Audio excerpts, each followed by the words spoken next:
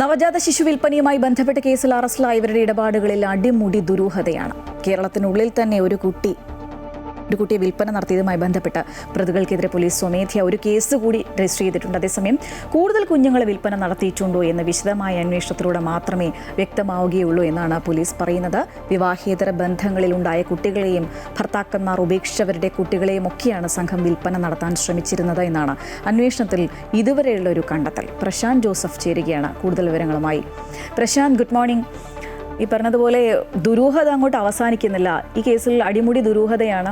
ഇപ്പോൾ കൂടുതൽ സംഘം ഇതിൽ ഉൾപ്പെട്ടിട്ടുണ്ടോ എന്നുള്ളൊരു നിഗമനം ഒക്കെ അന്വേഷണ സംഘത്തിന്റെ ഭാഗത്തുണ്ടോ? എന്താണ് ഇപ്പോൾ ഇതുവരെയുള്ള ഒരു അന്വേഷണത്തിൽ കണ്ടെത്തിയിരിക്കുന്നത്? Sreeja, good morning. തീർച്ചയായും ഇതൊരു വലിയ ദുരൂഹത തന്നെയാണ് ഈ കേസിന് പിന്നിലുള്ളത്.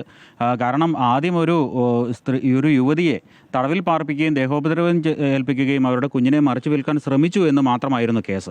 എന്നാൽ ഈ വിഷയത്തിൽ ഇന്നലെ ഒരു പ്രതിയുടെ കൂടി അറസ്റ്റ് നടന്നിരിക്കുന്നു. കൊല്ലം സ്വദേശിനിയായ അനീന എന്ന യുവതിയാണ് ഇന്നലെ പോലീസ് അറസ്റ്റ് ചെയ്തിട്ടുള്ളത്.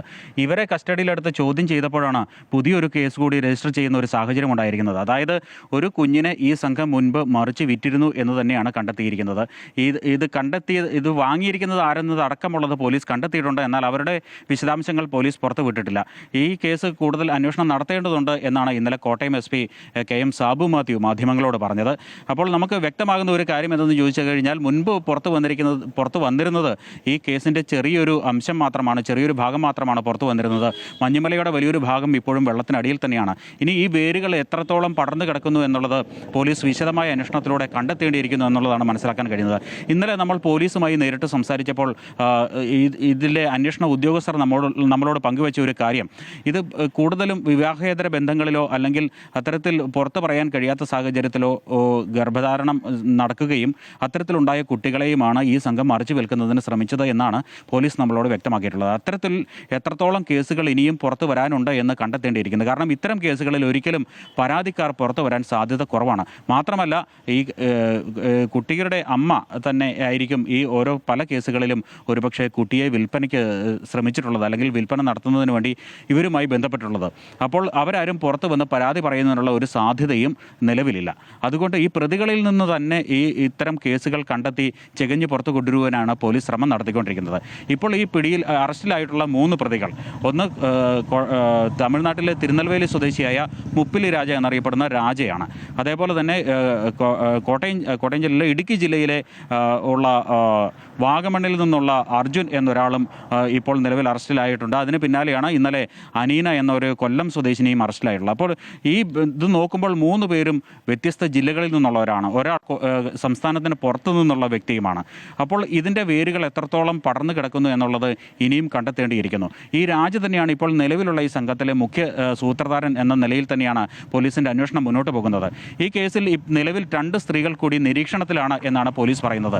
അതിലൊന്ന് ഈ പ്രതിയായ അർജുൻ നിയമപരമായി വിവാഹം ചെയ്തിട്ടില്ലെങ്കിലും അർജുനൊപ്പം താമസിക്കുന്ന ഒരു യുവതിയാണ്. അവരുടെ പേര് ഹർഷിത എന്നാണ്. നമ്മൾ ഇന്നലെ വാർത്തയിൽ രാവിലെ തന്നെ ഈ ഹർഷിതയുടെ പേര് പറഞ്ഞിരുന്നു. പക്ഷേ അവരിപ്പോഴും നിരീക്ഷണത്തിൽ തന്നെയാണ്. ഇവർക്ക് എത്രത്തോളം ഈ കേസിൽ പങ്കുണ്ട് എന്നുള്ളത് സംബന്ധിച്ച് പോലീസിന് ഇപ്പോഴും ഒരു വ്യക്തത വന്നിട്ടില്ല. അതുകൊണ്ട് ഇവർ ഇപ്പോഴും നിരീക്ഷണത്തിൽ തന്നെയാണ്. ഇവരെ ഇന്നലെയും പോലീസ് ഈരാറ്റുപേട്ട പോലീസ് സ്റ്റേഷനിലേക്ക് വിളിച്ചു വരുത്തുകയും ചോദ്യം ചെയ്യുകയും ചെയ്തിരുന്നു. അത് ഈ അർജുൻ്റെ കുടുംബാംഗങ്ങളെ മൊത്തത്തിൽ ഇന്നലെയും വിളിച്ചു വരുത്തുകയും ചോദ്യം ചെയ്യുകയും ചെയ്തിട്ടുണ്ട്. ഈ അർജുൻ്റെ സഹോദരിയുടെ ഭർത്താവാണ് പ്രധാന പ്രതി എന്ന് കരുതുന്ന രാജ. പക്ഷേ ഈ അർജുൻ്റെ സഹോദരിയെ ഈ സഹോദരിയുടെ 2ാം വിവാഹമാണ് രാജയുമായിട്ടുള്ളത്. ആദ്യ വിവാഹത്തിൽ 2 കുട്ടികളുണ്ട്. അവരും ഇവരോടൊപ്പം തന്നെയാണ് താമസിക്കുന്നത്. അപ്പോൾ ഈ രാജ നിയമപരമായി വിവാഹം ചെയ്തിട്ടുണ്ടോ ഇല്ലയോ എന്നുള്ളതാണ് ഇനി കണ്ടെത്തേണ്ടിയിരിക്കുന്നത്. അതേപോലെ തന്നെ ഇത്തരത്തിലാണ് രാജ ഇങ്ങനെ ഈ വാഗമണ്ണിൽ വന്ന് ഇത്തരത്തിലൊരു ബന്ധം സ്ഥാപിച്ചതിന് പിന്നിൽ ദുരൂഹതകളുണ്ട്. അതേപോലെ തന്നെ 6 മാസത്തോളം ഈ കുടുംബം ഈരാറ്റുപേട്ട നടക്കൽ എന്ന സ്ഥലത്ത് വാടകയ്ക്ക് താമസിച്ചിരുന്നു. അന്ന് വാടക വീട് കണ്ടെത്തി നൽകിയ ആളെ തന്നെ സമീപിച്ചുകൊണ്ടാണ് തീക്കോയി ഞണ്ടുകല്ലിലും ഈ സംഘം വീട് വാടകയ്ക്കെടുത്തത്. അതൊരു വിജനമായ സ്ഥലത്തായിരുന്നു. ഇന്നലെ നമ്മൾ ആ സ്ഥലത്തു നിന്നുള്ള ദൃശ്യങ്ങളൊക്കെ പുറത്തു വിടുകയും ചെയ്തിരുന്നു.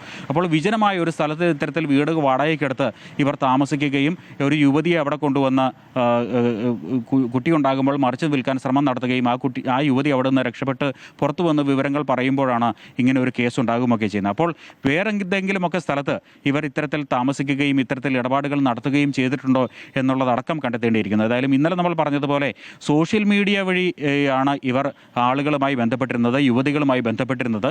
ഇതര സംസ്ഥാനത്തു നിന്നും കൂടുതലായി ആളുകളെ ഇത്തരത്തിൽ എത്തിച്ചിട്ടുണ്ടോ, അങ്ങനെ കുട്ടികളെ മറിച്ച് വിൽപ്പന നടത്തിയിട്ടുണ്ടോ, ഏതായാലും ഒരു കേസ് കണ്ടെത്തിയിട്ടുണ്ട്. ഇനി ഇത്തരത്തിൽ കൂടുതൽ കേസുകൾ നടന്നിട്ടുണ്ടോ അല്ലെങ്കിൽ ഇടപാടുകൾ നടന്നിട്ടുണ്ടോ എന്ന് കണ്ടെത്തേണ്ടിയിരിക്കുന്നു. ഏതായാലും ഈ പ്രതികളുടെ സോഷ്യൽ മീഡിയ അക്കൗണ്ടുകൾ കേന്ദ്രീകരിച്ചും അവരുടെ ബാങ്ക് ഇടപാടുകൾ കേന്ദ്രീകരിച്ചും അവരുമായി ബന്ധപ്പെട്ടിട്ടുള്ള മറ്റ് ആളുകളെ കേന്ദ്രീകരിച്ചുമൊക്കെ ഇനിയും അന്വേഷണം മുന്നോട്ട് പോകുമെന്ന് തന്നെയാണ് കോട്ടയം ജില്ലാ പോലീസ് മേധാവി KM മാത്യു നമ്മളോട് വിശദീകരിച്ചിട്ടുള്ളത്. ശ്രീജ.